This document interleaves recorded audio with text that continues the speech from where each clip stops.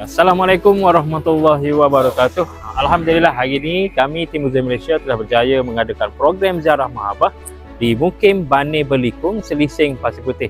Dan alhamdulillah kami Museum Malaysia telah berjaya menyantuni dan membantu seramai 10 keluarga di Mukim Bane Belikung, Selising Pasir Putih ini. Saya bagi mewakili penduduk Mukim Bane Belikung mengucapkan banyak terima kasih kepada Muslim Malaysia di atas sumbangan yang telah diagihkan kepada masyarakat kita di Mukim Bane Belikung ini. Rumahnya Mula-mula dia.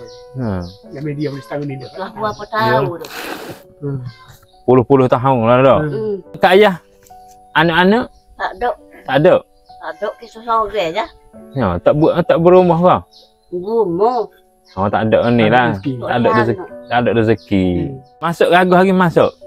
Boleh lagi. Masuk. Boleh masuk kita sore.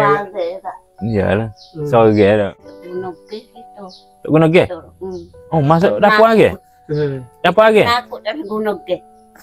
Guna dapur lagi lah? Guna kayu ni, kayu. Dah. Kayu pun ada, harga pun ada. Lepas tu betul-betul ngutik kayu ke? Kayu. Gotik-gotik kita rumah. Gutik-gutik kat ni dah. Ada kering-kering tak putih. Dah ada sakit ke apa Kak Ayah? Rau. Gauk? Oh, gauk. Tak boleh makan besar lah dok. Tak je. Kalau tengok macam tangan belah kanan tu tak boleh nak akak. Sebab habis ni. belah kanan ni. Semua ni yang boleh jalan. Tahu lah. Tahu lah. terlantar lah.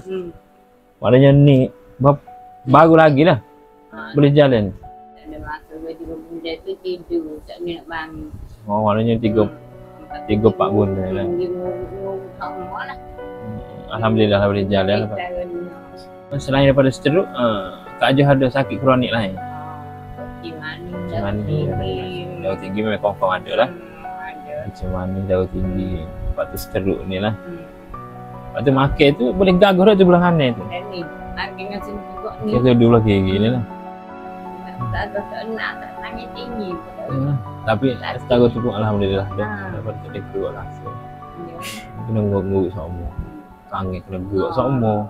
Saya mewakili Museum Malaysia ingin mengucapkan jutaan terima kasih kepada semua penyumbang-penyumbang di luar sana kerana tanpa derma dan sumbangan anda, mungkin misi kami di Museum Malaysia untuk program ziarah mahabah ini tidak dapat dijalankan. Jadi teruskanlah menyumbang kerana sumbangan anda mampu meringankan beban asnaf-asnaf yang memerlukan di luar sana. Janji Allah kepada hambanya di dalam surah Ar-Rahman ayat ke-60. Hal jazal ul ihsani illal ihsan. Tidak ada balasan kebaikan melainkan kebaikan juga. Jadi sekian sahaja daripada saya, Khairul Hafizi bin Zawawi daripada Museum Malaysia. Assalamualaikum dan terima kasih.